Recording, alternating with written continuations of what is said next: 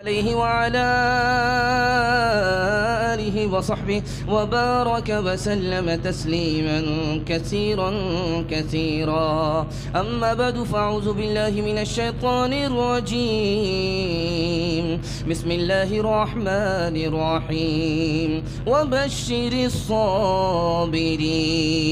सदक़ल्लाहु मौलानल अज़ीम। वक़ाल अन्नबिय्यु सल्लल्लाहु अलैहि वसल्लम मन युरिदिल्लाहु बिहि खैरन युसिबह औ कमा क़ाल अलैहि सलातु वस्सलाम। सुब्हानल्लाहि व बिहम्दिहि सुब्हानल्लाहिल अज़ीम व बिहम्दिहि अस्तग़फिरुल्लाह।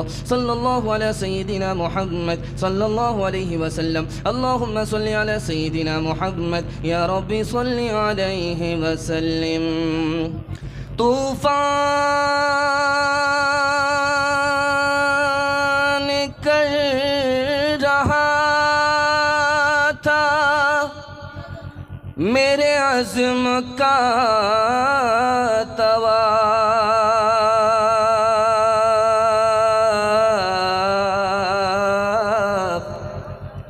दुनिया समझ रही थी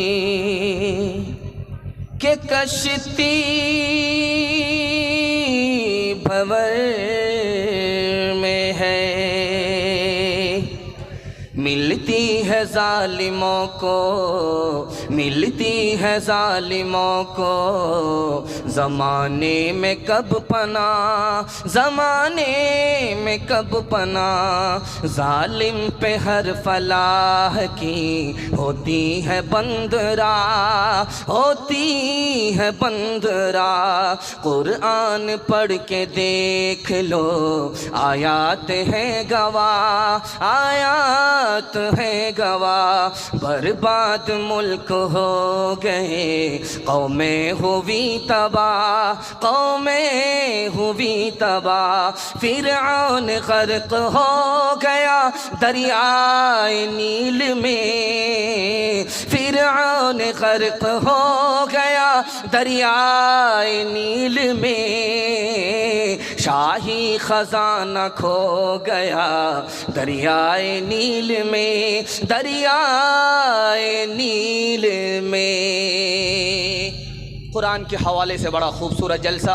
दिल से दुआ करता हूँ अल्लाह इस जलसे को खूबसूरत फरमाए, आपके मुक़द्दर को अल्लाह चमकाए। बहुत अच्छा जलसा है और बड़े अच्छे सामईन, आपकी पेशानी चमक रही है। दिल से दुआ करता हूँ अल्लाह आपके मुक़द्दर को चमकाए। यहाँ से लेकर के वहाँ तक सुनने के लिए तैयार है? जोश के साथ हाथ उठाइए इंशाअल्लाह। राहत में शुक्र करेंगे, हाथ उठाइए इंशाअल्लाह। मुसीबत में सब्र करेंगे, हाथ उठाइए इंशाअल्लाह। सब्र नहीं होगा खुदकुशी करेंगे, हाथ उठाइए इंशाअल्लाह। 3 सवाल है, पैगाम शुरू हो रहा है। इसराइल और फ़लस्तीन को सामने रखिए और सवाल आ रहा है। एक लंबी फहरिस्त है, तवील फहरिस्त है मेहमानों के बयान का, उनको आपको सुनना है। उनके लिए मैं आपको तैयार कर रहा हूँ। मेरा पहला सवाल है, इसराइल पर पहला हमला कब हुआ? बर्बाद किसने किया, आबाद किसने किया? ये मेरा पहला सवाल है। दूसरा सवाल है, इसराइल पर दूसरा हमला कब हुआ? आबाद किसने किया, बर्बाद किसने किया? तीसरा हमला कब हुआ? आबाद किसने किया, बर्बाद किसने किया? दूसरा सवाल है, चौकी से बिच्छू निकलता है, उसको जो भी देखता है चप्पल से मारता है, चाहे वो बिच्छू काटे या ना काटे। इसका राज क्या है? चौकी से, कुर्सी के नीचे से, पुरानी कुर्सी पुरानी चौकी के नीचे से बिच्छू निकल जाता है। बिच्छू जब निकलता है वो किसी को काटे या ना काटे, लेकिन उसको आदमी जूते से मारता है, चप्पल से मारता है, बच्चा भी बूढ़ा भी। इसका राज क्या है? ये मेरा दूसरा सवाल है।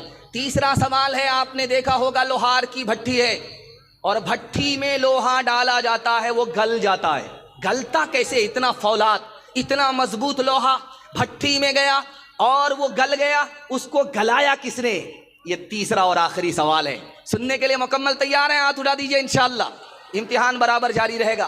पहला सवाल था, इसराइल आज फ़लस्तीन पर हमला कर रहा है, जुल्म की हर हद को पार कर गया है, जुल्म का पहाड़ तोड़ दिया गया है। उस इसराइल की तारीख आपके सामने रखने के लिए जा रहा हूं। पहला हमला इसराइल पर जब हुआ 415 साल के बाद हुआ। सुलेमान अलैहिस्सलाम की वफात के बाद 415 साल के बाद पहला हमला हुआ। बाबुल के बादशाह बुख्त नस्सर ने उस पर हमला किया, बर्बाद करके रख दिया। हजारों यहूदियों को मार दिया, हजारों यहूदियों को कैद कर लिया और सबको बैतुल मक़दिस से निकाल करके बाहर कर दिया। लेकिन तरस आया किसे? ईरान को। ईरान ने फिर से उसे आबाद किया। जिसने उसे आबाद किया उसी का वो बागी हो गया।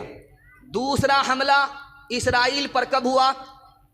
हजरत ईसा अलैहिस्सलाम की पैदाइश से 170 साल पहले, 170 साल पहले हजरत ईसा की पैदाइश से पहले इन ताकिया के बादशाह ने यहूदियों पर हमला किया, बर्बाद कर दिया।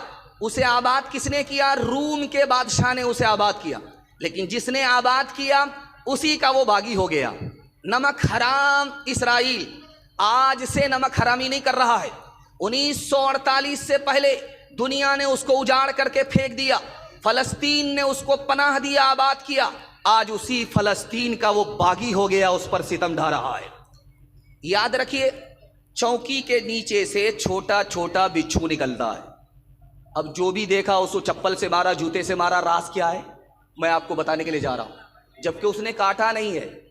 बच्चा देखा उसे मारता है, बूढ़ा देखा उसे मारता है।